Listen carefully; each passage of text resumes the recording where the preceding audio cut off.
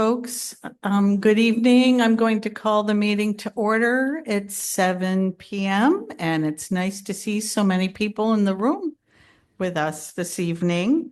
Welcome. The first item on the agenda is the Pledge of Allegiance.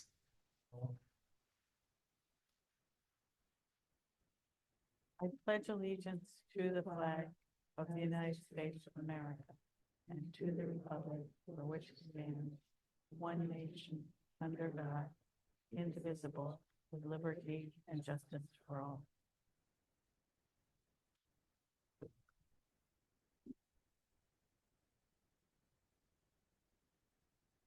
The first item after this is the approval of the minutes. I would entertain a motion to approve the May 20th regular board meeting minutes. So moved. Motion made by Mark, Second. seconded by Paula. Any discussion? All those in favor of approving these minutes, please indicate by raising your hand. Brendan, you must be abstaining because you weren't here. Correct. Okay, one abstention. I would entertain a motion to approve the minutes from the special executive session on May 20th. So moved. Motion made by Katina, I'll second. seconded by Mia. Any further discussion? All those in favor, please indicate by raising your hand. Are you abstaining? You're abstaining, Gary?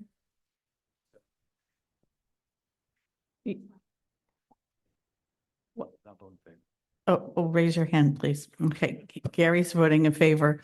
And Brendan, you must be abstaining? Correct. Okay, thank you. And then I'll entertain a motion to approve the minutes from the special meeting executive session on May 27th. So moved. Motion made by Paula, seconded by Katina. Any discussion? All those in favor, please indicate by raising your hand. And then there are abstentions from Brendan and Gary, who were absent that evening. Thank you. Now we're on to public comment. Is there anybody who would like to speak during public comment? Please raise your hand or come up to the podium. I don't see anybody online who wants to speak or in person, so we're going to keep moving through the agenda. Board Chair's report. I'm disappointed to report that the budget referendum failed the second time last night. The Board of Ed budget failed by only 18 votes. So if people think their votes don't count, think again. And the town budget failed by about 45 votes. So we did better than the town budget, but not well enough to pass the budget. So at this point, the Board of Finance isn't scheduled to meet again until August. And so what happens now for the Board of Ed is that we move forward as if we were in last year's budget. There is talk about having a referendum in the fall, but I do not know yet when the town will decide to move forward with the next budget referendum. The good news for us on the Board of Ed is that regardless of what happens with the town, with our budget and the referendum, we have the $3.7 million in additional money coming in from the state in the coming months. So that basically means that we are okay. And the big question will be, at the next referendum, whether they lower the amount that we had asked for, and we have to use that 3.7 million that's coming in to make up more, or they keep it the same. And I don't really know where that's going to end up right now. This all just happened last night, and there haven't been any meetings of the Board of Finance or the Town Council. So I think everybody should just hold on. The superintendent and the staff in central office worked with the Board of Ed to put together a budget. We're going to move forward and hope that the 1 million increase that was in the budget that failed last night gets approved at some time in the fall. But we had asked for 2 million more originally. And so the 3.7 million is going to put us in good stead. And nobody at the town level can tell us how to spend that. That is money given to the Board of Ed, one-time money that we can decide to spend as we see fit. So that's what I'm going to say to folks right now. That's where we are. Happy to talk more after this meeting with folks who have additional questions. I'd also like to point out that the Phoenix Academy, our alternative high school, had its graduation last night. And when I went to their first graduation, they had 6 graduates. Last night, they had 28 graduates. And that is really something. It was wonderful to see, and very, very touching. Um, uh, Also, the president of the Windham Federation of Teachers, Cami, who's here in the audience today, Cami Nyland Poirier, is just wrapping up her term as president of the union at the end of this month. And I just think we all need to thank her for all the work that entails in addition to being a full-time teacher. Thank you very much.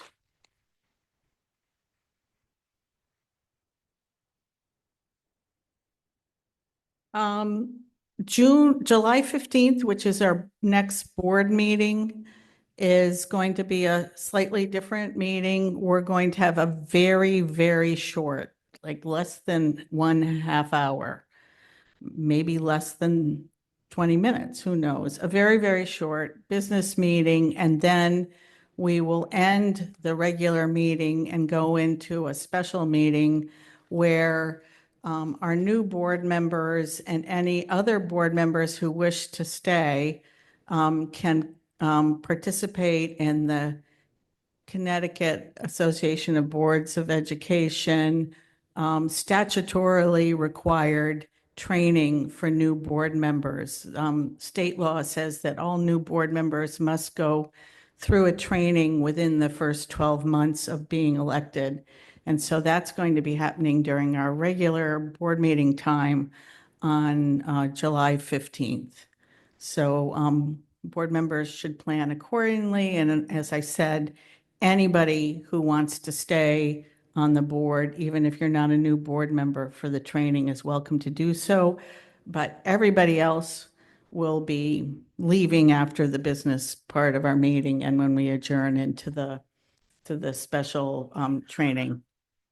And then finally, before folks leave tonight, I would like board members who haven't responded to me about the possible time for a Saturday board retreat in August to take a look at your calendars and let me know what dates do or do not work for you. The possible dates are the 1st of August, the 8th of August, the 15th of August, or the 29th of August. And at this point, the 8th looks to be the one that works best for the people who have answered me already, but not, it's going to be hard to get everybody there, but let's try and see if we can work it out. Thank you. And I'm going to hand it over to the superintendent.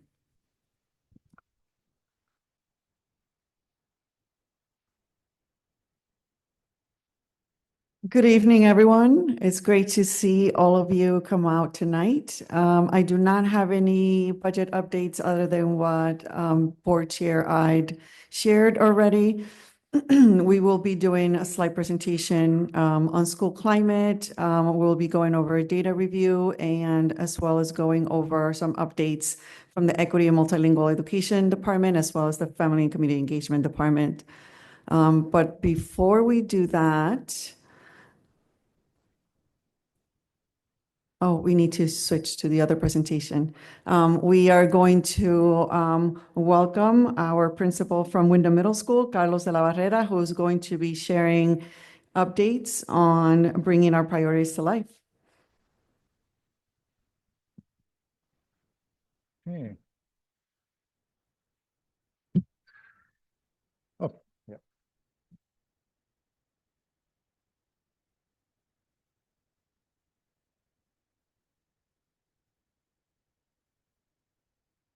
Good evening, Chair Ide, members of the Windham Public School Board of Education, Superintendent Dr. Romero, and members of our community.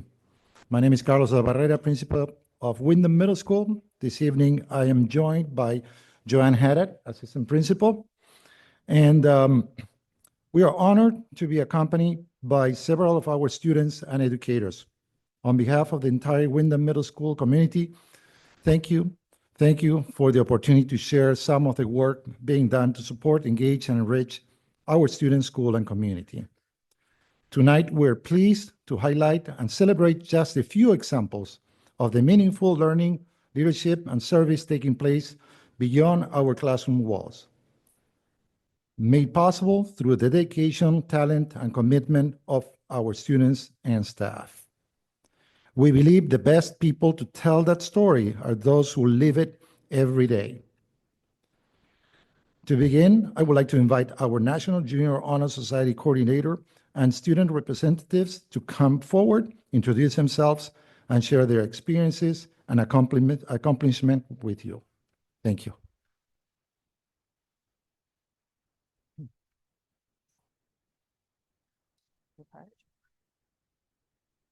Yes, okay, perfect.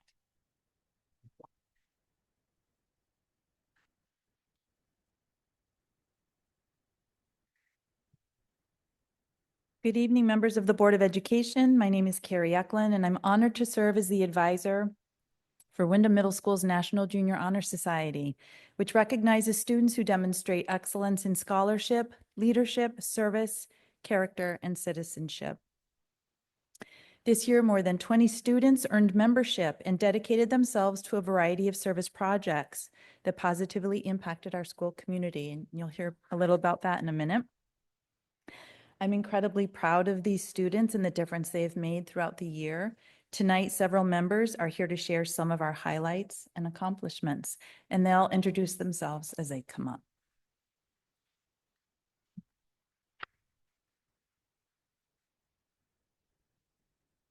My name is Alexa, and this year we hosted both fall and spring food drives to help our community.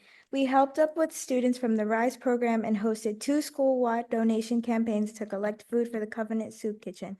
As a result, we donated nearly 1,000 food items this year in the fall and in the spring.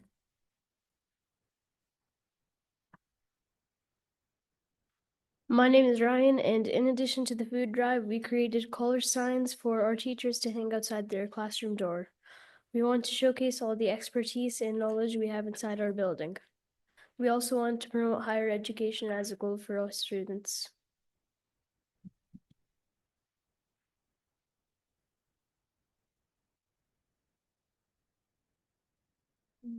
Hi, my name is Aaliyah, and in December we hosted a door decorating contest. It was a lot of fun, and our teachers took it very seriously. We enjoyed working with in our homeroom classes to add a festive touch to our school building.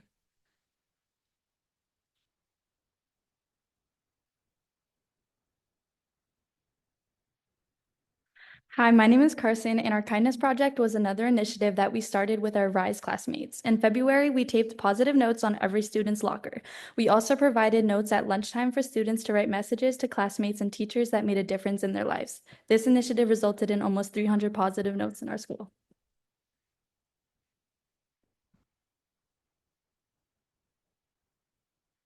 Good evening. My name is Lubrilis. We reminded students about the importance of spreading kindness by hiding tiny frogs throughout the building, and romantic frogs have long been a symbol of inspiration and hope.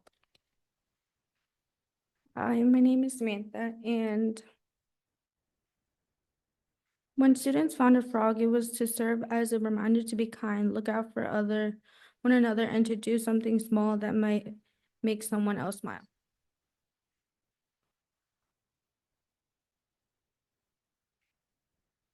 Hello, I'm Robert. Throughout the years, we volunteered to help teachers in their classrooms after school. We did varieties of activities, including washing whiteboards, cleaning desks, packing end-of-year units, and anything else the teacher needed us to help with.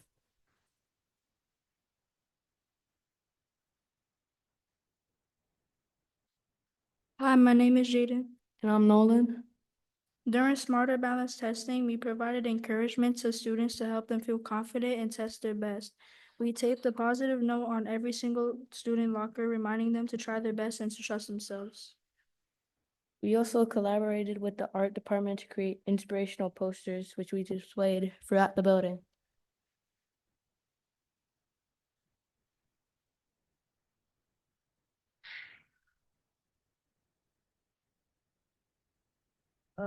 Hi, I'm Jesus. And I'm Mohammed. Finally, we created our weekly morning show where we broadcasted important information about school-wide events, and we promoted our school's core values of respect, responsibility, and pride. With the help of our Spanish teachers and our film director, Dr. Alvarez, we were able to create a polished news that quickly became a student favorite. This is a video we were trying to show, a couple minutes of their morning show. Could you please say that in the microphone because people online can't understand unless you speak in the mic. Do we have time to show a couple minutes of our morning show? Sure.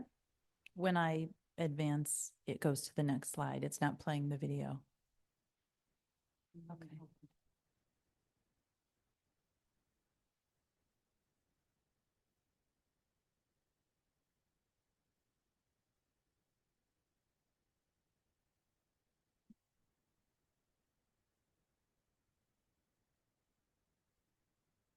Okay. Happy Friday, everyone. We've officially made it to the weekend. The energy in the building is high and the finish line is in sight. I'm Lou. And I'm Alexa. We have a lot of wins to celebrate and some big updates to share, so let's get right into it. First up, a huge round of applause for all of you. The Smarter Balance assessments wrap up this week. We have seen so much hard work and determination in every classroom. You're almost at the finish line. That's right, but don't put those thinking caps away just yet. Next week, our 5th and 8th grade students will be taking the NGSS assessment. It's your time to show what you know about science. Let's make your last test your very best. While we're still talking about the end of the year, remember that attendance matters. We have so many exciting activities and trips planned for these final weeks. And the only way to get on the fun is to be here every single day. It's not just about showing up, it's about how you show up. Good behavior matters. Make sure you're following our core values and making good choices so you stay eligible for all of our upcoming field days and special events. You don't want to be on the sidelines for that. Speaking of keepsakes, don't forget the yearbook. You can still pre-order yours for $22. Just bring your payment to your grade level office. Trust us, you'll want these memories later. Now, let's check the sports desk. Spring sports are officially winding down. A big shout out to the boys baseball team who ended their season on a high note with a solid win over STEM Academy. Great job, boys. And the season isn't over yet for everyone. The girls softball team is officially headed off to playoffs. Good luck to our Lady Wildcats as they keep the drive alive. On the track, The regular season has officially come to a close. Congratulations to every athlete who competed this year. Just a reminder for the track and field team. Next week, only the individuals who qualified for state meet should report to practice. If that's you, stay focused. The big stage is calling. Finally, a very special announcement for our oldest students. Get ready for the 8th grade awards night, Monday, May 18th at 6 p.m. It's going to be a beautiful evening celebrating all of our accomplishments. We are so proud of the leaders you have become. In closing, remember to leave the halls with kindness and stay focused on your goals today. Live out those core values of respect, responsibility, and pride. Have a fantastic day of teaching and learning. Go Wildcats! Just a reminder, Windham Middle School students, next week we have the NGSF test. Make sure you're ready. Good morning, Wildcats. As you know, our 5th and 8th graders are stepping up to the plate next week for the NGSS assessment.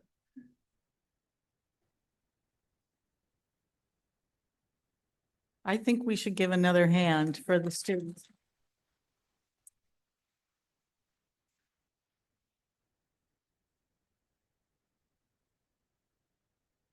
Thank you. Is there anything else?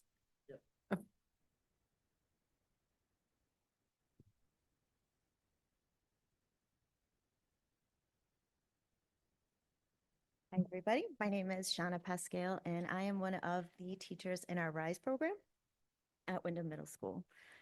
I did not have my students come with me today because, to be honest, we're kind of a party, and we didn't know if you guys were ready for all of us. But today I got to tell them that I was coming to this very important meeting to tell everyone what was so great about our RISE classroom. And my favorite answer was from one of my students who said he loves being in our classroom because we get to help everyone. I really thought, you know, the kids that need the most help, if they can come in here every day and think they're the ones helping everyone else, I think we've done an awesome job. And that is, it goes for our administration, who's just been my cheerleaders and so supportive, and you guys, and I just can't say enough about them. So this might be a little tricky for me to get through. I'm very proud. I get a little choked up. So when we talk about school climate, we're really talking about whether students and staff feel welcomed, connected, valued, and respected. This year, I'm so proud of the role RISE students played in creating that culture and climate at Windham Middle School. One of our biggest initiatives is our Wildcat Cafe. Now in our 2nd year, it's a student-run coffee cart that serves staff throughout the building. While it does teach vocational and transition skills, that's how I got it approved, its impact goes far beyond coffee.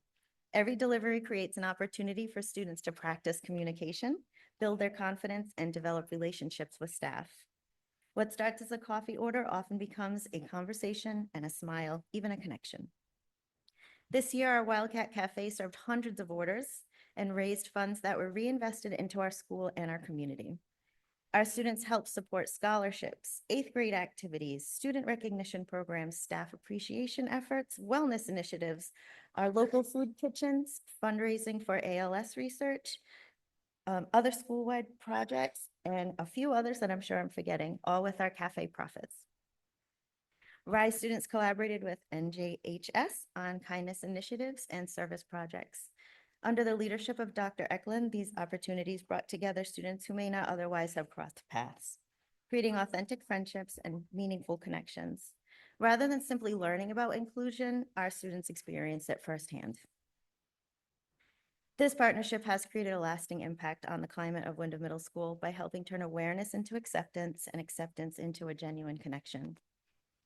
I think the greatest impact cannot be measured by dollars raised or events completed. Through these initiatives, RISE students are seen not for their exceptionalities, but for their contributions. They are baristas, they are leaders, they are important. You should see them. These experiences help build empathy, break down barriers, and strengthen the sense of belonging throughout our school. When students feel connected and valued, they are more confident, more engaged, and more successful, both socially and academically. And you can see it. You can see it in the hallways. You can see it in our cafeteria, and you can see it in our classrooms. Windham Middle School is just creating a culture and a climate where everyone has something to contribute and everyone has a place where they belong. And I am so proud to be a part of it and of RISE. Thank you.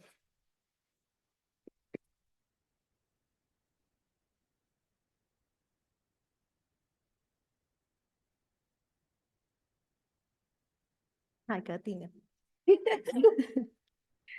Good evening, Board of Education of Windham. My name is Silvia Verasti, and I am a sixth grade Spanish teacher at Windham Middle School Compañeros Dual Language Program. I will be talking about how we celebrate our culture, community, and awareness at our middle school.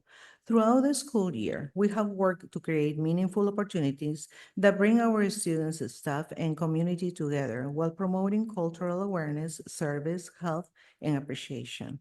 At the beginning of the school year, one of our instructional units focuses on heritage, Hispanic heritage. To celebrate the rich cultural diversity within our school community, we display large banners at the entrance of the school and organize a school-wide Spirit Week.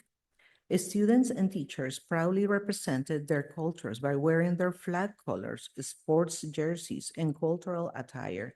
It was inspiring to see our students celebrate their identities and learn about the diverse backgrounds that make our school community so special. In October, we observed Breast Cancer Awareness Month with our Pink Day. Students and staff were invited to wear pink shirts and make a $1 donation. Throughout this effort, we raised a total of $345, which was donated to a breast cancer prevention fund.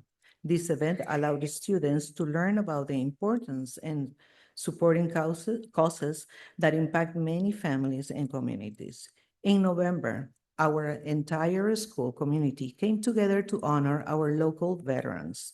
Students created heartfelt cards expressing their gratitude for their sacrifices the veterans have made for our country. I had the privilege of attending the Veterans Day service at Memorial Park and was later invited to a local American Legion gathering where the cards were distributed. The veterans were deeply appreciated, and many expressed how much the students' messages meant to them. During February, while many people celebrate Valentine's Day, we chose to focus on friendship, kindness, and health awareness. Since February is also American Heart Month and Stroke Awareness Month, we organized a Red Shirt Day. Students and staff wore red and participated in discussions about heart health, recognizing the warning signs of a stroke, and making healthy life choices. We were also mindful that some students and families do not celebrate Valentine's Day for personal or religious beliefs. So this event provided an inclusive opportunity for everyone to participate and learn together. Most recently, after the completion of state testing in May, we wanted to recognize the hard work and dedication of our teachers, understanding that testing season can be demanding. We invited a local at Sala food truck to visit the school in celebration of Cinco de Mayo. Teachers were able to place orders in advance and enjoy a variety of delicious Mexican dishes. While many of our school activities are designed for students, this event was specifically intended to celebrate and appreciate our staff. The students understood that this was a special opportunity to recognize their teachers, and it helped strengthen our positive school culture. What made this event even more special was that at Sala Mexican food truck is owned by a former Compañeros Dual Language Program student. Seeing one of our graduates become a successful local business owner was inspiring for both students and staff, and it served as a wonderful example of the long-term success and contributions to our bilingual community. These events reflect our commitment to building a school environment that values culture, service, health awareness, inclusivity, and appreciation by creating opportunities for students and staff to connect and learn together. We continue to strengthen our sense of community and support for one. Thank you.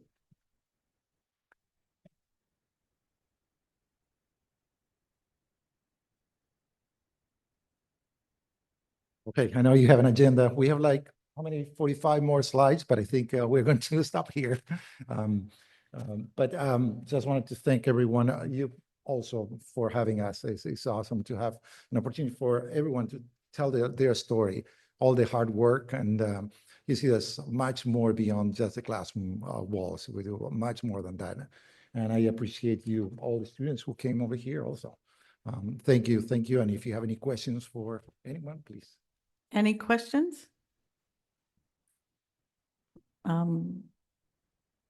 Okay, on behalf of the board, we want to let you know how much we appreciate everything that you're doing in your school building, students and staff alike.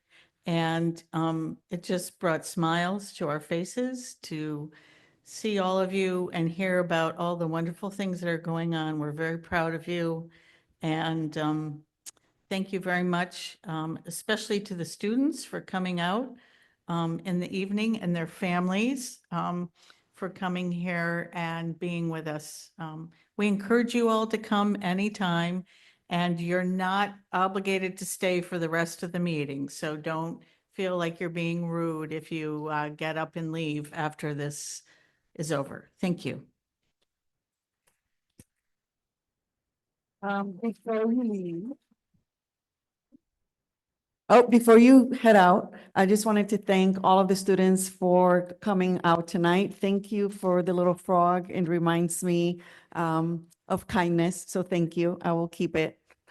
Also want to thank the teachers and the administration at Windham Middle School. You have done an amazing job. Not only have you been able to exit the turnaround status, that is just commendable, but you have demonstrated today that we are definitely a school where students are going to be able to thrive. So thank you for everything that you do. Thank you for coming out, and have a great rest of your week and the summer if I don't see you.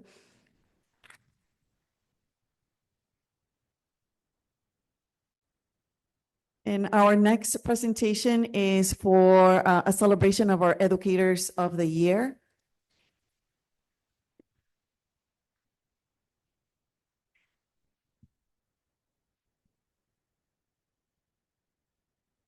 We want to take this opportunity to acknowledge and celebrate all of the educators who were selected from every school across the district. Yesterday, we had a celebratory breakfast where all of the educators were celebrated, and we also selected shared who the Educators of the Year district-wide are. So I know many of you are here in the audience. And so as I mention your name, if you can stand up so that we can see you and celebrate you.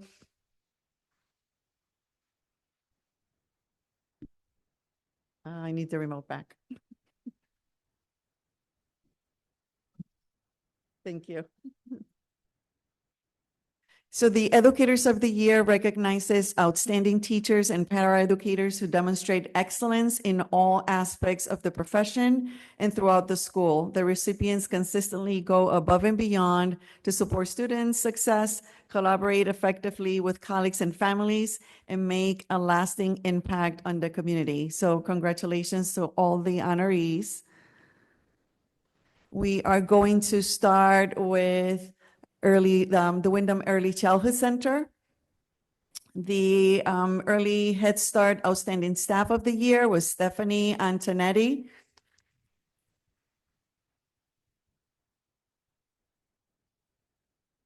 Our Teacher of the Year was Lodamia Clark.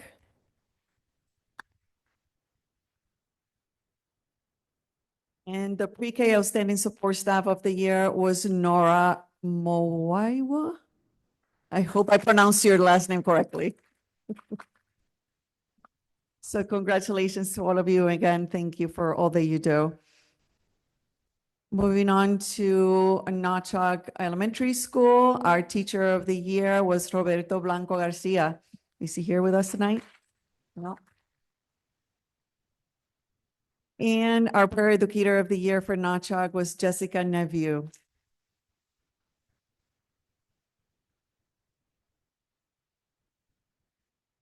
For North Windham School, we had two teachers who were selected for Teachers of the Year, Allison Edwards and Kaylee Vera.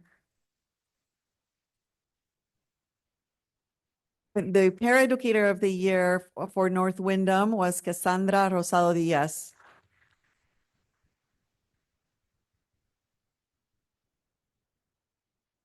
For Sweeney Elementary, the teacher of the year was Shannon Healy. And the paraeducator of the year was Andrew Young.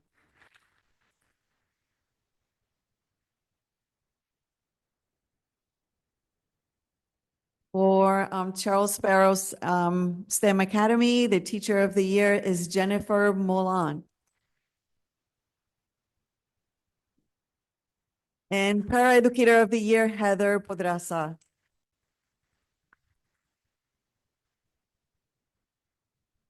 For Windham Middle School, the paraeducator of the year, Sean Arashina. Teacher.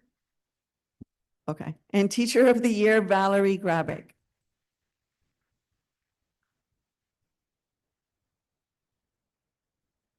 For Phoenix Academy, paraeducator of the year, Rebecca Brown.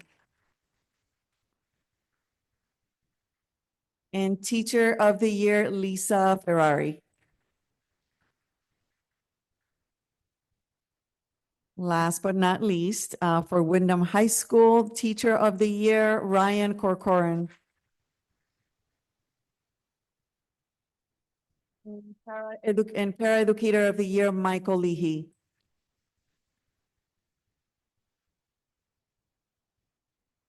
Congratulations to all of you who were nominated at your respective schools. And now for the teacher of the year district-wide, or actually the paraeducators of the year district-wide, we selected two, Jessica Neveu and Cassandra Rosado Diaz. There are representatives for the district. And our teacher of the year is Allison Edwards.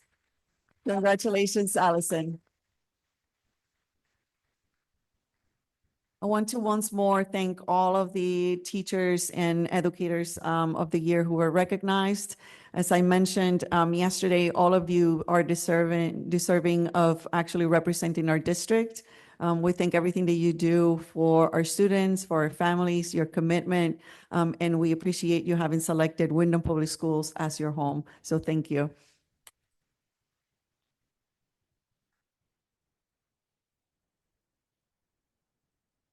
I would just like to give you all a standing ovation on behalf. I think the board should stand up and recognize you.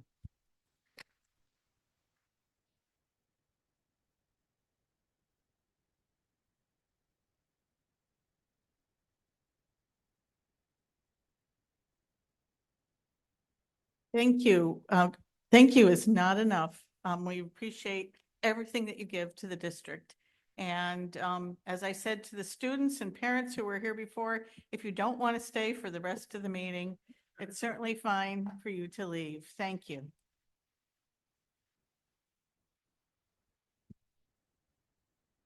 At this time, I would like to call up Ms. Kimberly Beck so that she can do her update on school climate. Yeah, not clap.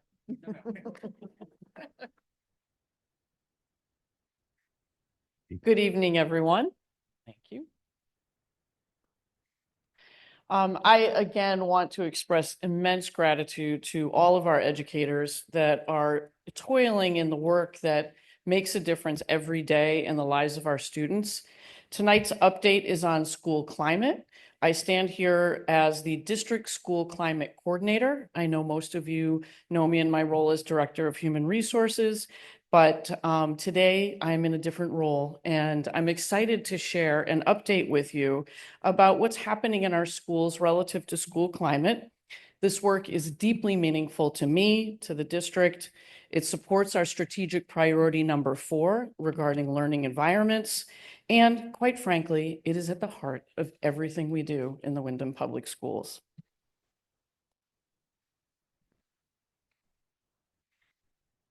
We are setting out to ensure that all of our students thrive become leaders, and bring about change in their communities. In doing so, we are committed to fostering inclusive school cultures that are safe, supportive, and challenging for all learners. Our work related to school climate is expansive. Although the majority of tonight's update will be related to the Connecticut State Department of Education's mandates, it is planned that future updates will be more school-specific and learning-centered, much like what you saw relative to the Windham Middle School's presentation tonight, sharing some of the things that they're doing around school climate. And as shared, this focus is aligned with our other priorities and seen as essential to the success of our students and our community, whether it is mandated or not. And quite frankly, it is what our students deserve. So what is school climate? According to the Connecticut legislation, school climate is grounded in the quality and character of school life. Take a look at this definition, see what stands out to you. As you think about it, it really is the feel of a school and everything within it. You are talking about the culture, the educational environment, the atmosphere, the school ethos. When you talk about school climate, you are referring to the many intangibles and the factors that impact it.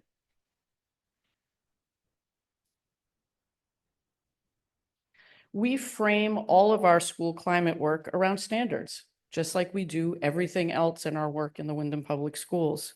The standards are what we're working towards. Therefore, we think of them on a continuum. They are the foundation for all of our improvement efforts.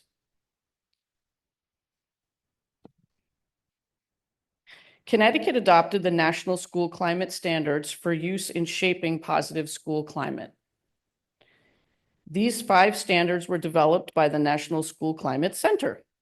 They are intended to provide research-based framework to help educational leaders assess, improve, and hold schools accountable for the quality of school life. They are designed to boost student achievement, educator retention, and family engagement by fostering a safe and supportive environment.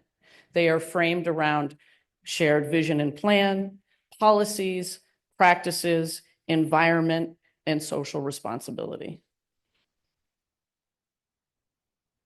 Along with the standards, there are 5 domains and 14 dimensions. Their primary purpose is to help educators and administrators identify community strengths, target areas of challenge, and develop actionable strategies to foster academic success and well-being.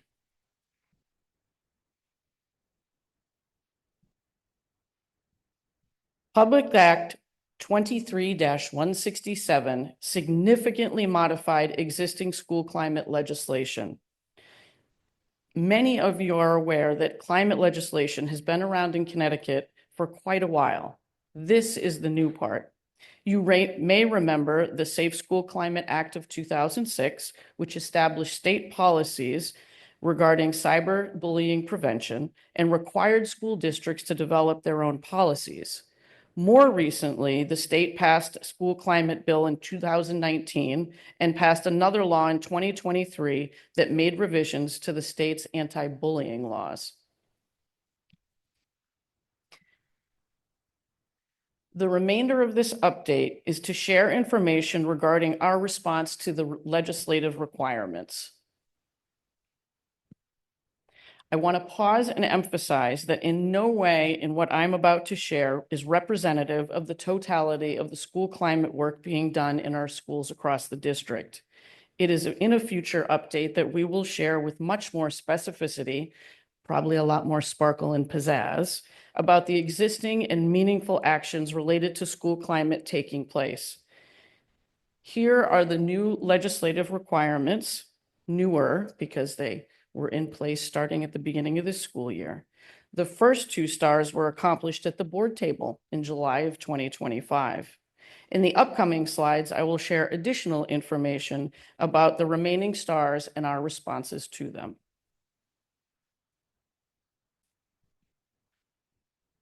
We hit the ground running in the fall and attended to the requirements of adopting a uniform complaint form, identifying a district-level school climate coordinator and school climate specialists at each school, forming school climate committees that began developing school improvement plans, and that required tiered challenging behavior responses. On the district website, you can access the policies under the Board tab. On each school's webpage, under the School Climate tab, found under School Information, you can access the Uniform Complaint Form, School Climate Improvement Plan that identifies the members of the School Climate Committee and outlines the tiered response to challenging behavior.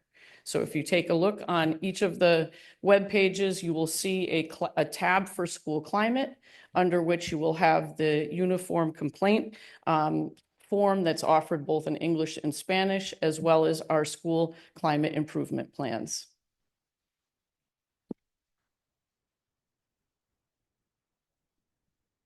This question has been prompted by the ongoing use of the word bullying throughout not just our community here in Windham, but throughout our nation. As a community, we often hear that word. It frequently is used to characterize conflict between individuals. According to the Connecticut State Department definitions, bullying is one type of challenging behavior, meaning not all negative behaviors or interactions are considered bullying.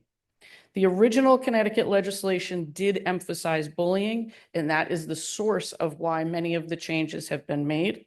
The new legislation still includes it in terms of procedures related to the investigations, as well as mandated safeguards for students. However, it is no longer the central element to how we're addressing school climate. This one cracks me up. The district school climate coordinator, by way of legislation, must be the superintendent or an administrator appointed by the superintendent. This person is responsible for providing district level support on the implementation of each school's school climate improvement plan. Given my professional background and the connection between school climate and human resources work, it is fitting that Dr. Gamero appointed me. I couldn't be more honored. And Neil is very thankful.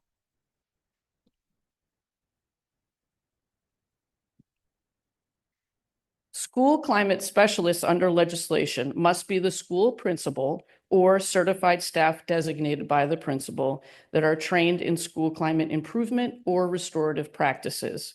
You can see here that our district school climate committee is comprised of all of our school climate specialists as well as the principal. So whether or not serving as a school climate specialist in their respective schools, the principal is actively engaged on the district school climate committee.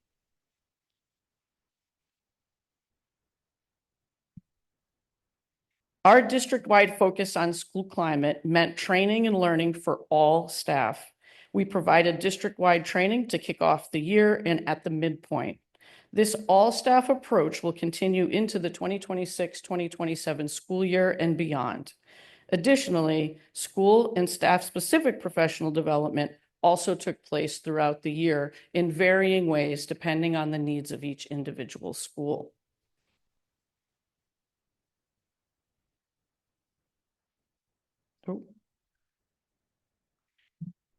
Restorative practices in schools offer a relationship-centered approach to discipline and school culture. Instead of punitive measures, they focus on building community, resolving conflict through open dialogue, and holding individuals accountable by repairing the harm they caused. There are a multitude of restorative practices being used in places throughout the Windham Public Schools. However, we are working towards a systems approach that ensures a collective and comprehensive understanding of restorative practices, their value, and how to implement them with fidelity and consistency.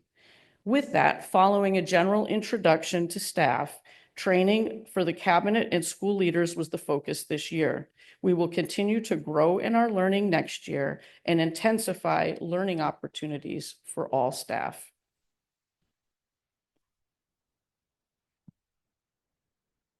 Under the new legislation, we are required to administer an annual school climate survey with the purpose of gathering data to guide our improvement efforts.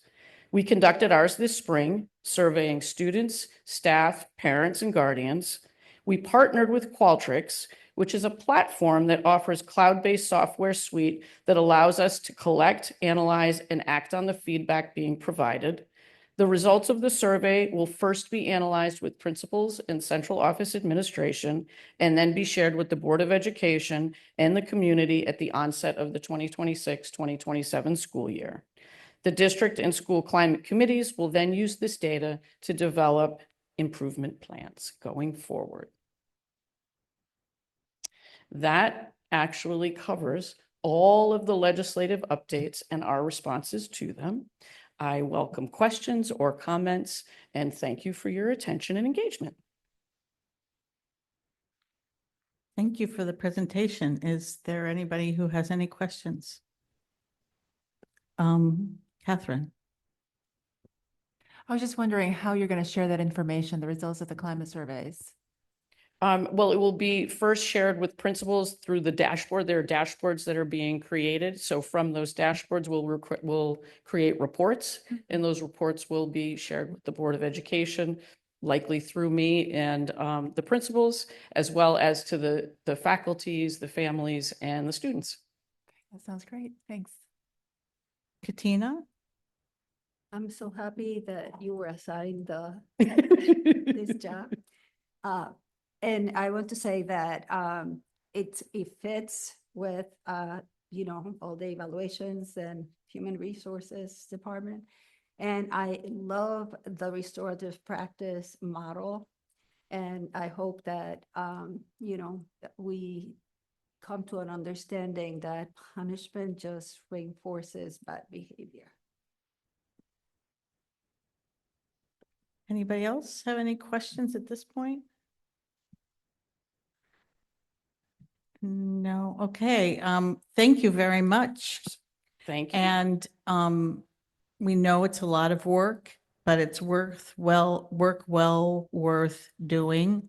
And I think the board looks forward to seeing what comes out of the surveys and learning as the year goes on how each school is taking that information to make their improvement plans. And of course, we hope that you all will come to us if there are things you think the board needs to do to be helpful. Absolutely. And thank you for your support, because this is at the heart of everything we do. Thank you. Thank you, Ms. Beck, for your work. You have done an outstanding job implementing all of the guidelines that come from the state level. And as you mentioned, not because they're guidelines, but because it's at the heart of everything that we do. So thank you. I have a few data points to share that the board members may have seen recently. I wanted to uplift our attendance data. We are a few days away from closing the 25-26 school year, and we're extremely proud of the work that we have done across the district.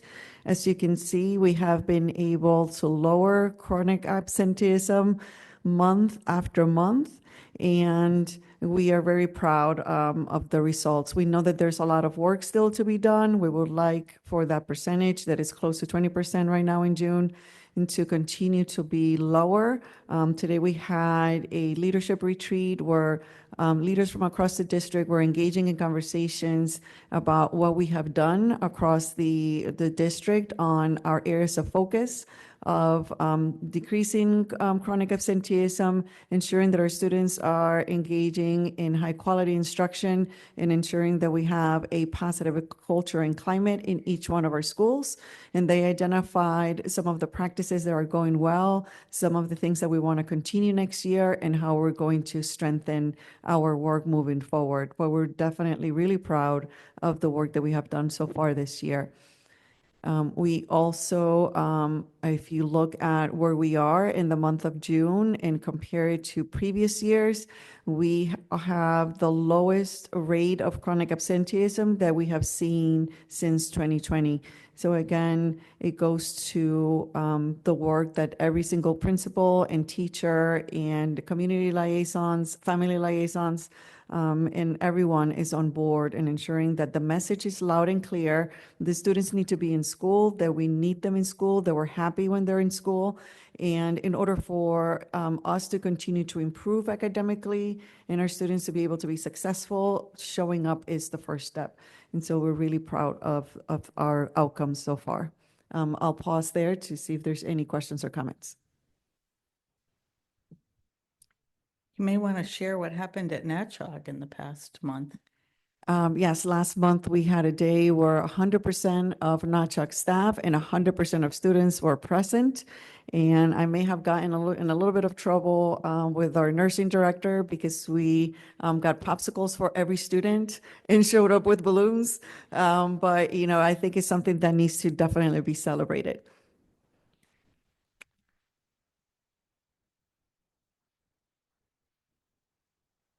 Any other questions, comments?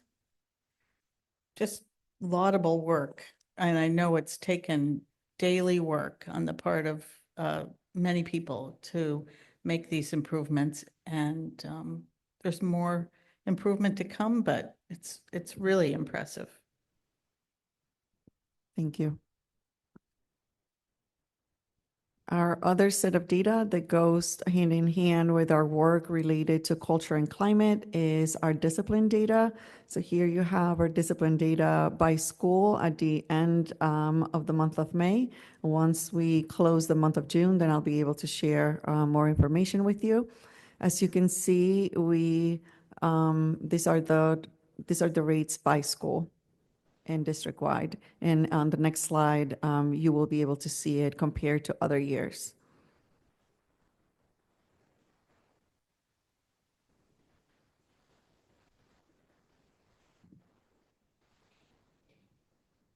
And this is our district-wide data, our historical data since we've started tracking it in 2013. The ISS number of students who have received in-school suspension has remained the same.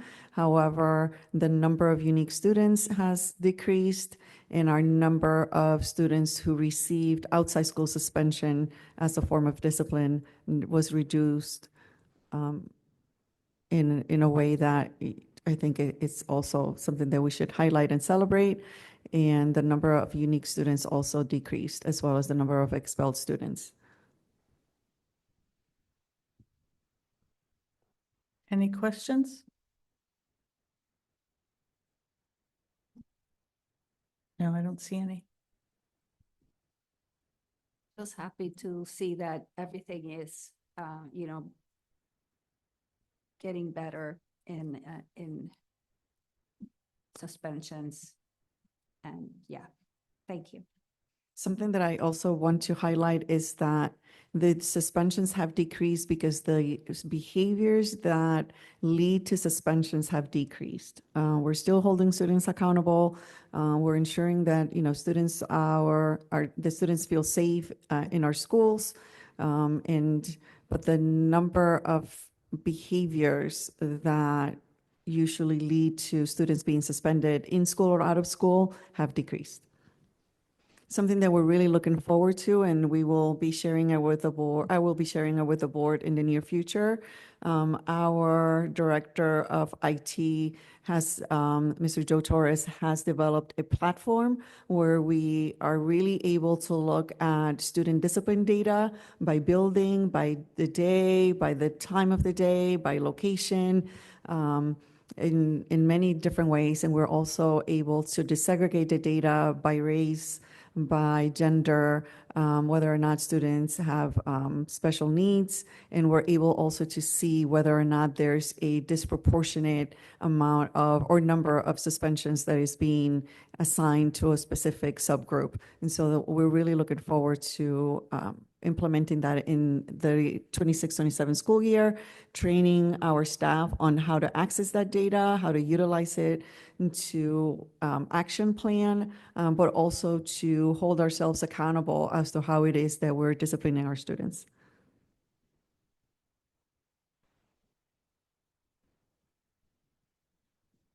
And my next set of reminders is the upcoming events. We're really looking forward to closing the school year with some promotion ceremonies.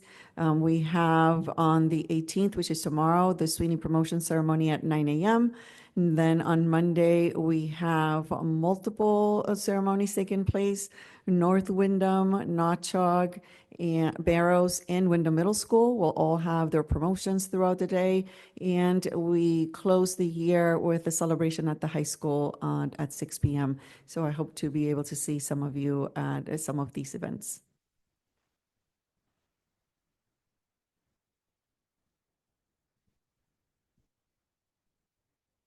All right, and going on to our next set of updates, Ms. Beth Bernay, if you could come up so that you can give us an update from the Department of Equity and Multilingual Education and the Family and Community Engagement Departments. Just go ahead and start. First thing I wanted to bring to everyone's attention is that we basically asked for some new program logos. We worked with a graphic designer to commission, so to speak, new logos for our dual language programs. This is really to sort of summarize what we've been doing over the last few years, where we've updated, changed, expanded Dos Rios, right? And we've changed our program at the preschool level. So now you'll see that the first logo is actually our original student drawn about 30 years ago logo, but we had the designer clean it up quite a bit and match it to all of our other logos in the district. We used the circle around all of the drawings. The second logo we worked on was the one for WECC, actually at the end. You'll see that one represents the name of their program there. That's actually their original logo, and we took the children with the books out to give them an alternate logo and put the birds in the nest. The title of their program is The Nest. And then we had no program logo for Dos Rios, but we had like a sort of rudimentary idea kind of in the works for many years. And so we described what we wanted, and we've been working with the designer, and that was the final product there. And then what we said about the new program at the middle school, right, the convergence of Dos Rios and Compañeros when they come together in grade 6. We had just said we really want to carry over elements from both of the elementary programs. And so we took 2 of the characters from the Compañeros logo and the rivers and preserved the look there. We imagine it will change over time, but just to start us off with, everybody has a logo now. So we've been doing a little marketing. But we wanted you to see these today. After today, the actual logos will go to the schools for use.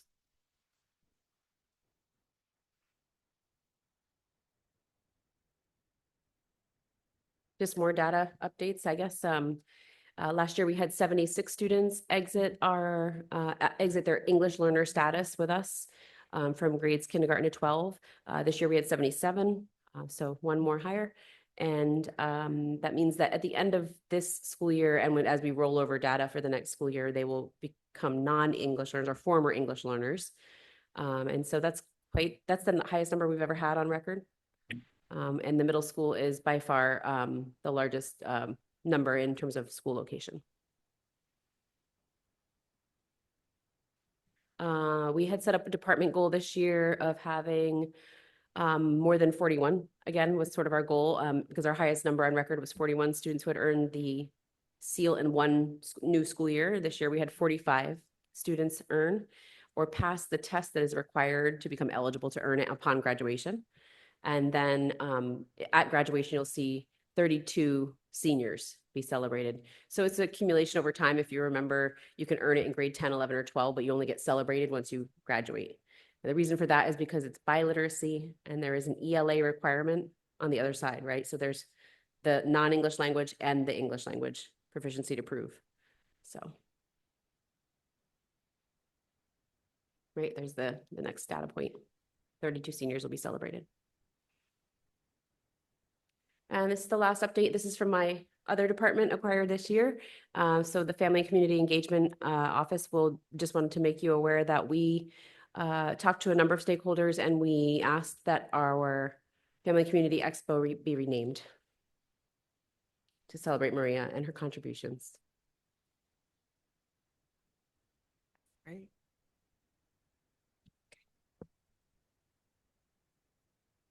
Does anybody have any, excuse me, but does anybody have any questions or comments? Katina? I thank you for acknowledging and naming the community engagement, the expo, Maria T. Rosario Family and Community Expo.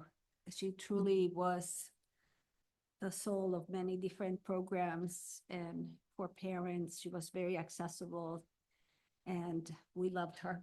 Thank you for doing that.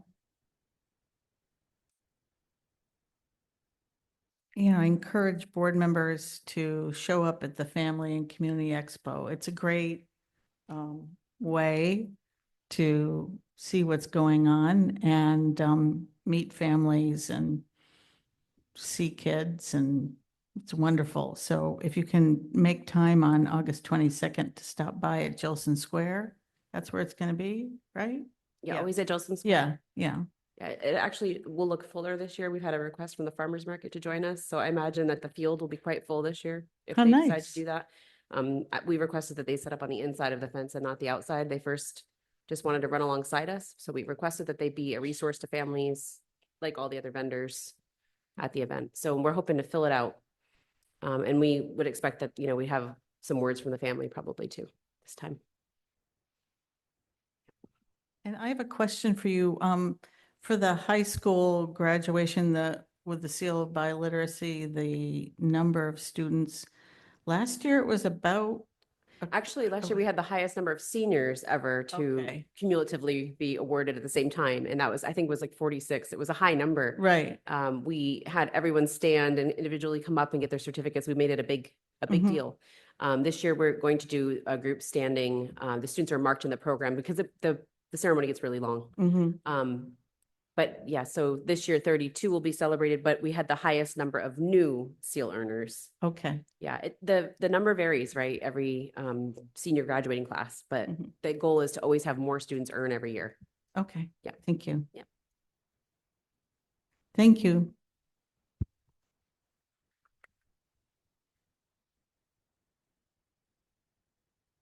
Now we're on to committee reports, and I'm going to hand it over to Mary for curriculum. Yes, I'm going to shorten this quite a bit because the minutes should be on the website, and we have a lot of reports to get through. So we met May 27th, and we talked about the curriculum revision timeline, or at least a proposed one, which a three-stage cycle of revision includes evaluation planning, articulation development, and implementation and monitoring. And then there were some details about different ways of doing that. There are, however, budgetary implications in all scenarios because without proper and sustained funding, it is difficult to do the requisite reviews, hold professional development, purchase resources, etc. So we do need to be mindful of that. Professional development can be built in at times rather than always having full or half days. One concern is at the current time, a position at central office specifically for curriculum development does not exist. This was due to a previous reduction in central office positions over time. So curriculum development does need to be consistent and ongoing. So we need to look at all the data and at trends. So the discussion was a preliminary draft of revisions. And I think I will leave it at that and direct you to the minutes of the meeting. Does anybody have any questions for Mary? Thank you. We'll stay tuned to find out more about how we deal with that moving forward. Policy Committee, Katina. Yes, we met June 3rd, and I will also shorten my summary. You have one of the policies to be repealed in your packet, and that is the standards for leaders, because already all our administration has to follow the Code of Professional Responsibility for administrators. We had a good discussion on 50Cs, and there were revisions of this policy. We decided to bring it back to the policy committee for discussion next time, as it has to be both reviewed by the medical director and the lawyers. Admission of foreign exchange students recommended for approval of the board, and you have that I'm pretty sure, on the packet. Non-resident attendance was another of the policies. And these specified circumstances in which non-residents students can attend the school system. And it was brought back to for further discussion with us in the next meeting. Video cameras on the buses, and we all thought that was although the policy is not required, it's a great preventative and observational tool. So Shipman and Goodwin, our lawyers, are going to give us more input on that. Animals in the classrooms, the policy is not required, now needs some input, as we might have students who have the need of having therapy or animal with them, a service animal with them that is certified. So we will go back to that one. And that we decided to bring to you to repeal careers and vocational education, as that policy is not required. So we will meet July 1st at 5:30.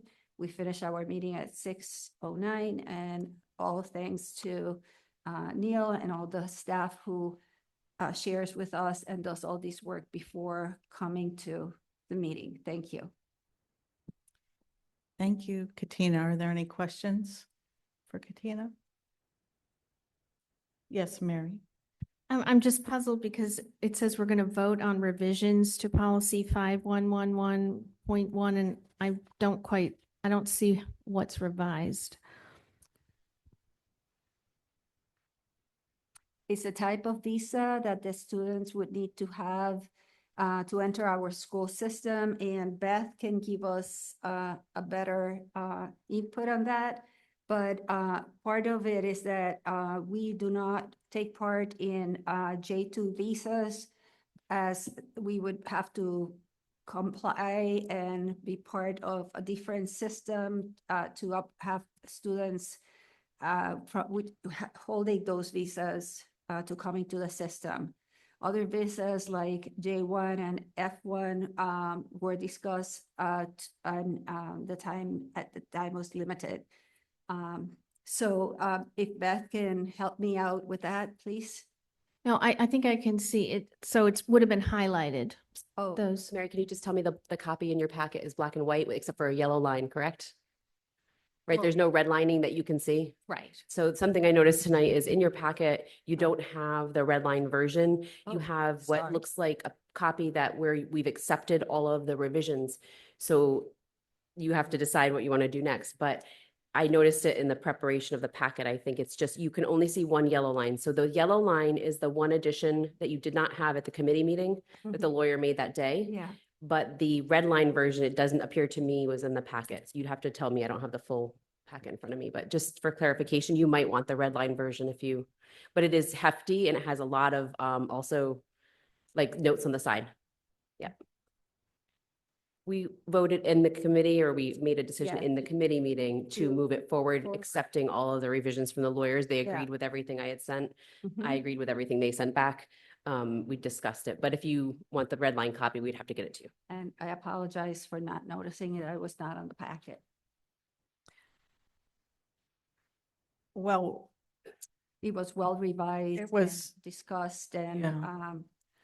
I mean, we could decide to wait on that one if people feel they need to, or is that going to be a problem?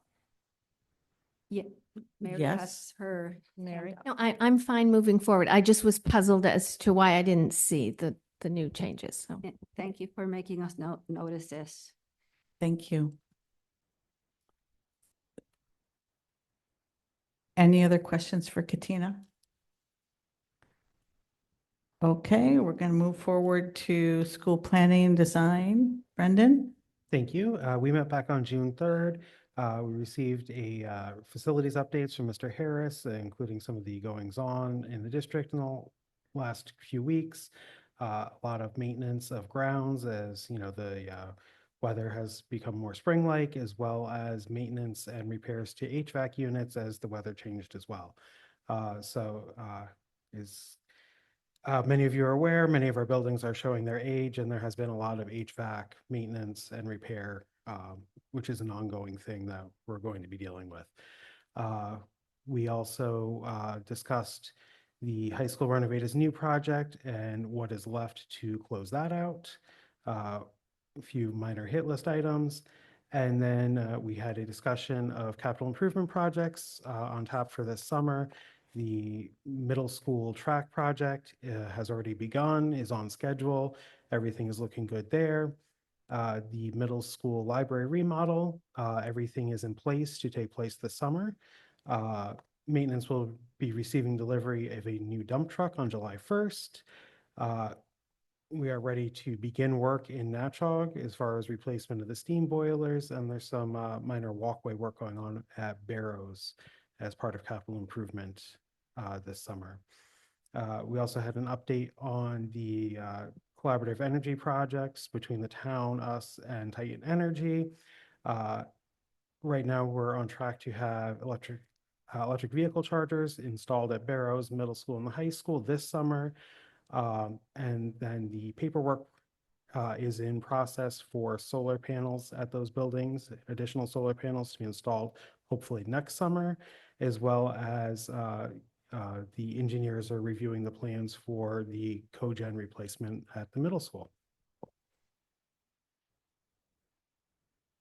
Does anybody have any questions for Brendan? There's a lot going on. Mark? Just a quick question, Brendan. Does your committee have any interaction with the Build as New High School Committee? Because I understand they're trying to close it out, but there are several items that may be passed on to us, or they may pay for themselves. I'm just wondering if your committee's coordinated with any of that to know what we're going to be left with. We did get a report of the items that it looks like we're going to be doing the work to finish out, though the funding is going to be coming from the Renovate as New project. It looks like there's about 5 or 6 items that are on that list. Does that sound about right, Albie?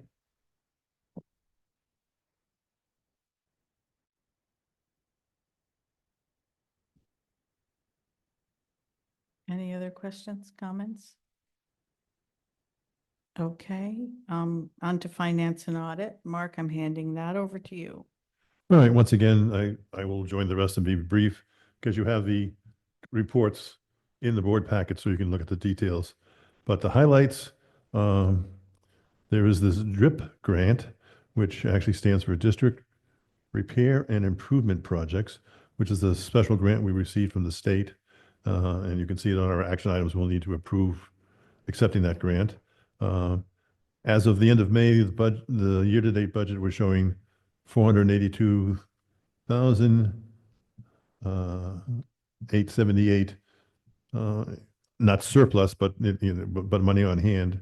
With the coming bills, and you can see again the details in the packet, we still anticipate that we'll finish on budget at the end of the year. We're also looking at transfers, and we're going to request the approval of transfers of $251,937.38. And let's see. I believe those are the highlights. And again, you can see the year-to-date budget and the full set of transfers, as well as Ray's memo explaining some of those transfers that are all in the powered packet. Thank you, Mark. Does anybody have any questions? Okay. Now we'll move on to discussion, and the first item is Superintendent Dr. Gamero's annual evaluation and contract negotiations. The board completed its evaluation process with Dr. Gamero, and as a result of that, has put together an evaluation letter that needs to be voted on publicly by the board, and we have that on the agenda for action this evening. And also, there's some minor contract adjustments to Dr. Gamero's contract that were discussed between Dr. Gamero and the board and agreed to by the board. So I have had the attorney draft up those contract changes for the public's perspective. The most significant change is that the board will be voting tonight to extend her contract another year beyond the 3 years that were in her original contract. So she's through year 1, and so we're adding another year on. So there's another 3 years of Dr. Gamero here. And we're going to open it up for discussion, but I'd like to say that I really want to thank the board members for coming up with the most thorough and I think professional evaluation that we've done as a board since I've been on it. And I give a lot of credit to Mary and Catherine and Mia for really guiding us through the development of that outline that we used. And I want to acknowledge Dr. Gamero presented us with a voluminous amount of very impressive data and information and evidence of progress or movement made forward or completion of some things. So I'm going to open up for discussion now. And I know when we get to action items, there is a misunderstanding by the attorney about one item in the contract that she drafted up for us that will need to be changed. And there's a few words in the evaluation letter that, despite all the feedback I got from you all, I missed in my final edition. And we can make a motion to make those changes too this evening. But I'll open it up to discussion or comment. Paula. With my many years on the board, I have to say, Dr. Gamero, that this was probably the first year that I've ever received the amount of detail and information to be able to make a substance evaluation. So I thank you for all that work. Thank you. Anybody else want to say anything? Katina? I want to echo you in congratulating also first Mary and Catherine and Mia for taking the time to develop a very well done scale or document for the evaluation, and also to congratulate Dr. Gamero for a job super well done. Any other comments? It's been a real impressive first year for a first-time superintendent. And Dr. Gamero, is there anything you want to say in the context of the discussion? I don't want to put you on the spot, but. It has truly been an amazing year. As you mentioned, this is not only my first year in Windham Public Schools as a superintendent, but this is my first year as a superintendent, period.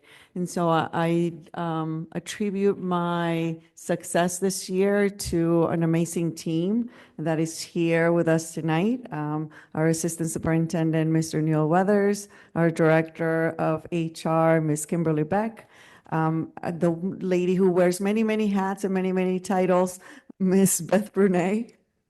Our Director of Finance, Mr. Ray Dolphin, Mr. Albie Harris, and our new member who has joined us, Rob, who is also in charge of facilities. And Aaron is not here tonight, but who's also an integral part of my cabinet.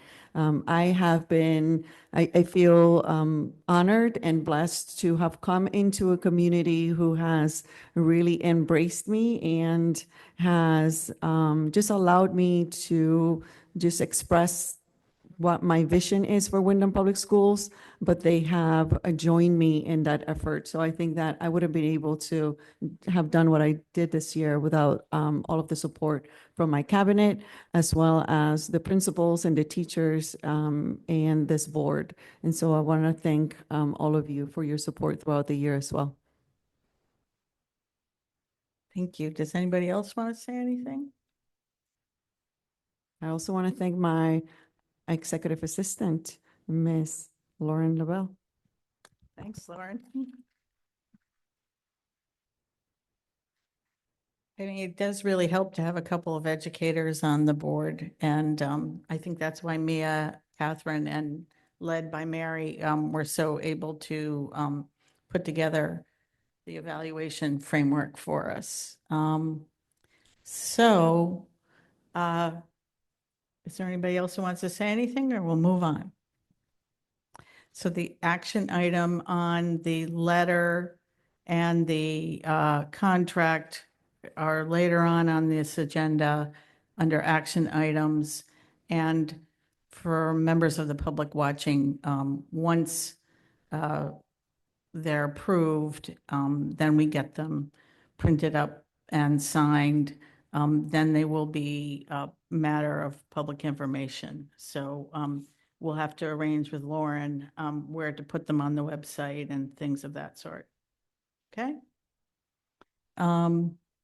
So next item, I'm going to hand it over to Mark Doyle, who made a proposal at the last Finance and Audit Committee meeting on moving forward and working to making an official request of the town council to form a town financial committee. And Mark, I'm going to hand it over to you here. Thank you.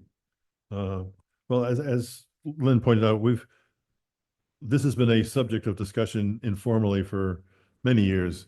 The lack of coordination between the three boards and the lack of understanding about where all of the finances are, or where all of the reserve monies are.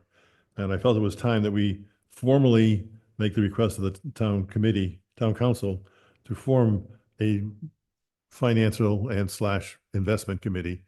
That is, and I have not formed the actual structure. I think that would be the council, but the committee would be made up of members of the three major boards and the financial staff of the town and the school, so that we can have a fuller understanding of where the money is and where it's going and how it's being used, especially with the last couple of years' problems with our budget or with the budgets.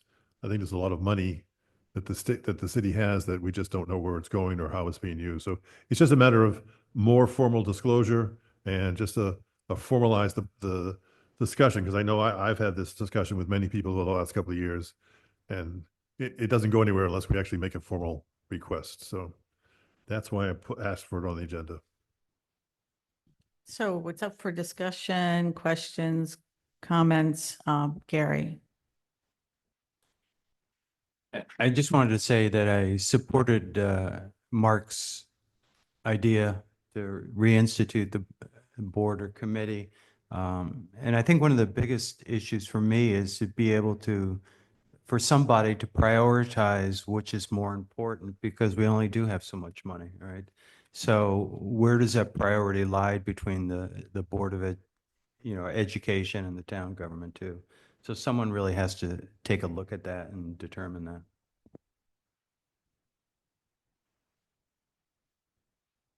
Katina? It will also, I'm in total favor of your suggestion and the formal request. because it will, I hope, help ameliorate or even eliminate misunderstandings and then create a process, right? Because it's like, yes, we have had these issues of the school is like not important enough and and we don't know the money, and we had years back a financial study on what was happening. And yes, this is very, very important. My question to you is there any part of our charter that would oppose to this type of informal committee if it's not a one that is elected? And how are we going to mediate that? Because I don't think there is, Katina.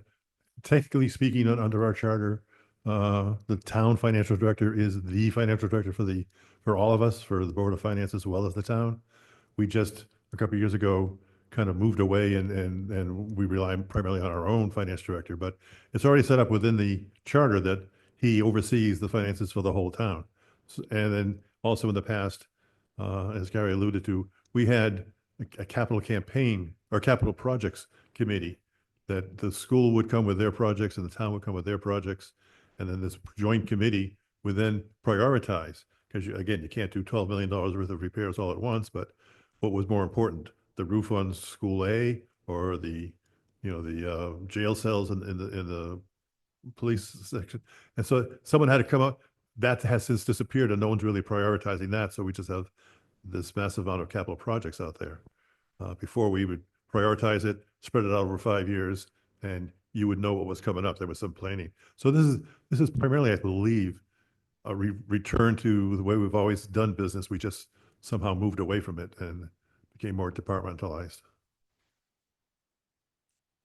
It may be a overstatement to say it's the way we've always done business. It's maybe the way we've periodically done business in this town. Yeah. And I think the important distinction here is that this would be a voluntary committee with representatives from the 3 different boards. Maybe the town council would decide to set it up differently and have something else, but it doesn't, in the town charter, doesn't have any, the committee would not have any authority to dictate how the Board of Finance, how the town council, or how the Board of Ed does its work. That's all very distinctly outlined in statute and in the charter, unless we changed the charter. But with the charter as it is, this would be a voluntary activity, a voluntary way of talking about finances among the 3 different elected bodies of the town, the main 3 elected bodies of the town. There are other elected bodies in town, but it wouldn't, I don't think people should mistake it as a way of overseeing what the town does, what the Board of Finance does, what the town council does, what the Board of Finance does, and what the Board of Ed does. If it was going to step into that territory, that would be a way overstep of statute and town charter. I'm not an attorney, but that's the way I would understand it. It would be more communication, understanding, advisory. That's the way I would see it operating. Anybody else have any comments, questions? So if we decided to, Catherine? I just want to say, it sounds like it's a great idea. I was just wondering if this is the type of committee that is going to be is it going to be public? Is it going to be, online? Can the community also participate? Just kind of a little bit more information of the format of the meetings. It would be up to the town council to create this. We don't have the authority to create it. That's why Mark is suggesting a formal letter, I guess. But Mary? Yeah, I'm pretty sure it would have to follow open meeting laws. So I mean, this would not be anything that would exclude the public or any kind of oversight. So especially if you have more than, two, whatever, board members meeting together, that has to be public. Right, so it would, in answer to your question, it would have, I didn't mean to not say this. It would have to be noticed. It would have to be, there would have to be minutes. There would have to be a meeting in a place where members of the public could show up. Thanks for the clarification. Katina? And I imagine once, if it's formed, when it's formed and all the minutes are kept, then report back to the main boards. I would think that whoever was representing the Board of Ed on that body would have to report back. Same with the other boards. Does that sound right to you, Mark? Yeah. And in the past, there have been entities called the Tri-Board, and there have been different ways they've been set up, but as Mark said, like at one point, the Tri-Board or the representatives from these different boards toured all the schools and saw where all the capital improvements were that needed to be made. Those kinds of things did happen in the past.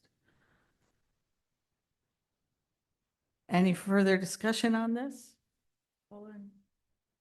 Nope. Okay. I just was going to ask Mark,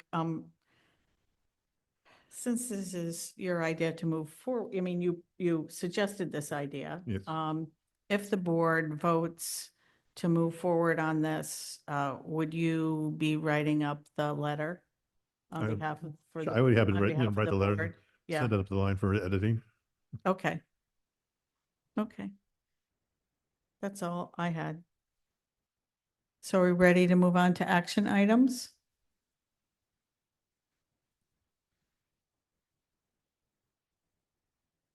Okay, action items. The first item, Katina and Mia, are there things?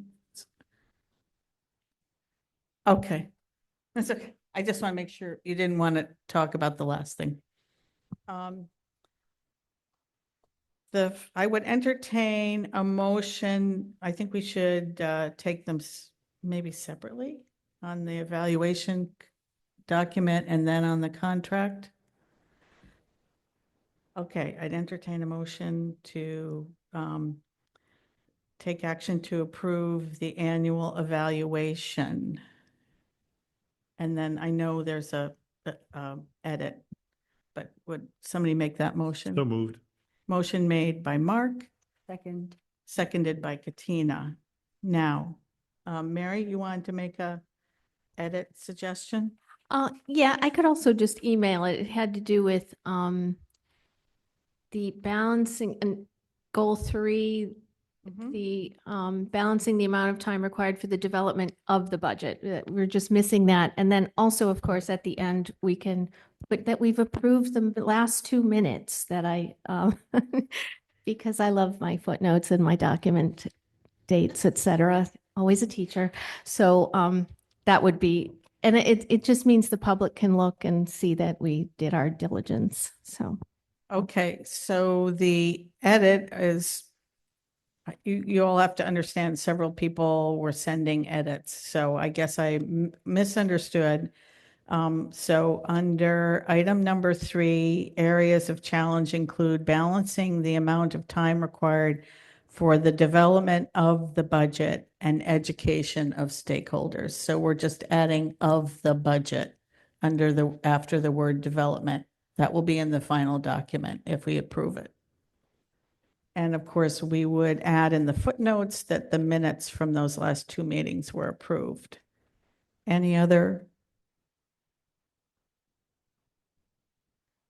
Okay, Mia. I just wanted to clarify too, if that's okay.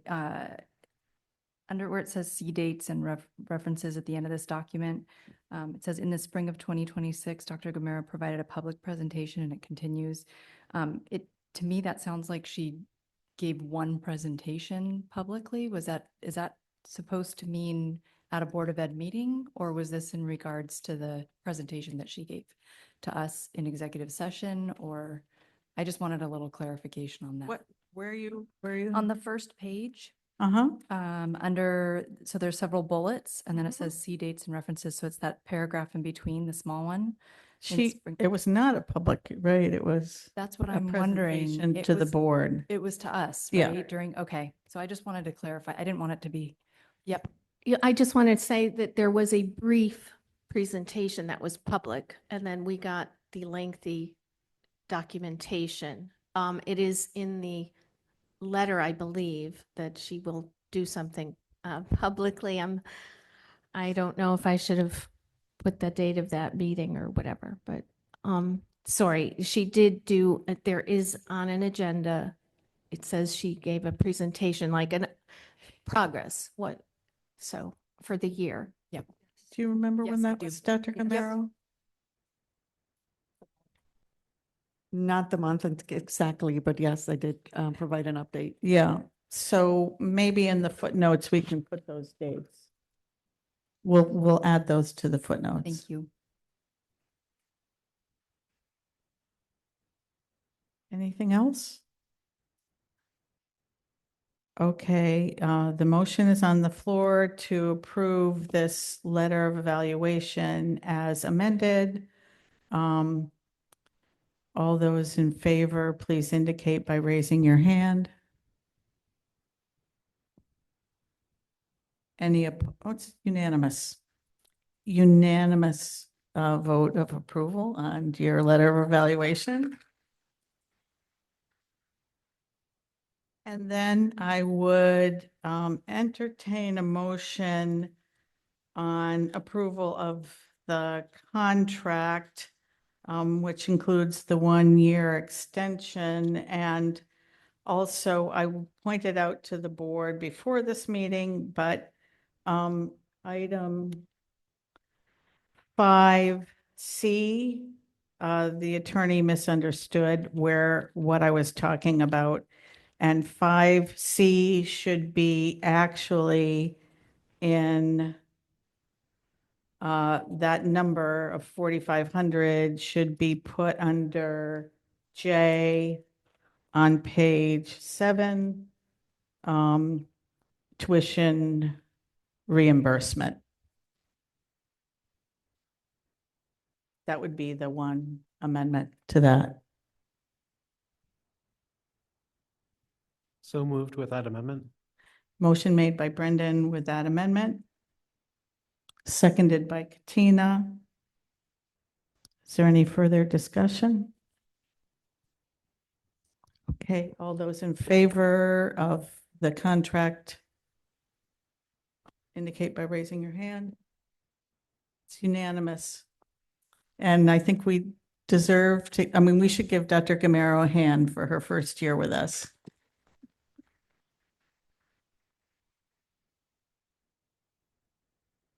Thank you, board. And this will make it easier for us moving forward. We now have a framework in place, and we can more readily do a mid-year check-in with Dr. Gamero next year. When we have our retreat, we can begin to set some goals, update our goals for next year and discuss anything else that we want to have in this process moving forward. Thanks to you all for your work on it and Mary for drafting up the actual document itself, taking everybody's comments and listening to the conversations. Appreciate it. Okay.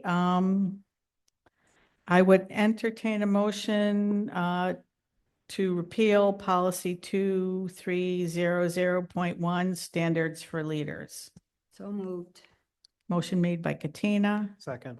seconded by Brendan. Any discussion? All those in favor of the motion on the floor, please indicate by raising your hand. It's unanimous. Thank you. I would entertain a motion on repeal of policy 6176, career and vocational education. So moved. Motion made by Brendan, Second. seconded by Katina. Any further discussion? Okay, all those in favor, please indicate by raising your hand. Any opposed? Abstentions? Mia's abstaining. Thank you. And then I would entertain a motion on revisions to policy 5111.1 foreign exchange students. So moved. Motion made by Katina, seconded by Paula. Any further discussion? All those in favor, please indicate by raising your hand. Okay, unanimous. Then I would entertain a motion on approval of the district repair and improvement project grant submission. Motion made by Mark, Second. seconded by Brendan. Any discussion? Do we need the amount of the motion? Do we need the dollar amount in the motion? No. I mean, it was in our packet, right? Yes. Yeah, it's in the packet. Yeah. Do you feel like we should add it in, Mark? It's already been approved by the state, so Okay. I think it's fine. Okay. Okay, any further discussion? All those in favor, please indicate by raising your hand. Okay, it's unanimous. Thank you. I would entertain a motion on budget transfers of $251,937.38. Motion made by Gary, seconded by Katina. Any further discussion? All those in favor, please indicate by raising your hand. Okay, it's unanimous. And then finally, a vote to send an official notice from the Board of Ed to the Town Council requesting the formation of a town financial committee with representation from the Board of Education, Board of Finance, and Town Council. So moved. Motion Second. seconded by Brendan. Any further discussion? Mary? Yeah, I just realized that saying an official notice seems to have some kind of legal significance to me. So could we just say, send a Would you take that letter as a of- friendly, would you take Just it a as a letter. friendly amendment to send a letter Yes. on behalf of the board? Okay. Mark? Sure. Okay. Is that okay with you, Brendan? Yeah. Okay, friendly amendment to change it from an official notice for on a letter from the board. Okay. Any further discussion? All those in favor, please indicate by raising your hand. Any opposed? Okay, it's unanimous. And then finally, public comment. Is there anybody who would like to speak during public comment? Seeing none, I would entertain a motion to adjourn at 8. Whoop, there's somebody online. I can't see them. Somebody online wants to speak? Hi. Would you identify yourself, please? Hi, my name is Elena Caraballo. Okay, it's your chance to speak. Okay. Hey, so I noticed that there were 2 speech assistant positions posted on the website. And it seems like the requirements have been dropped and that it only requires a high school diploma or a GED.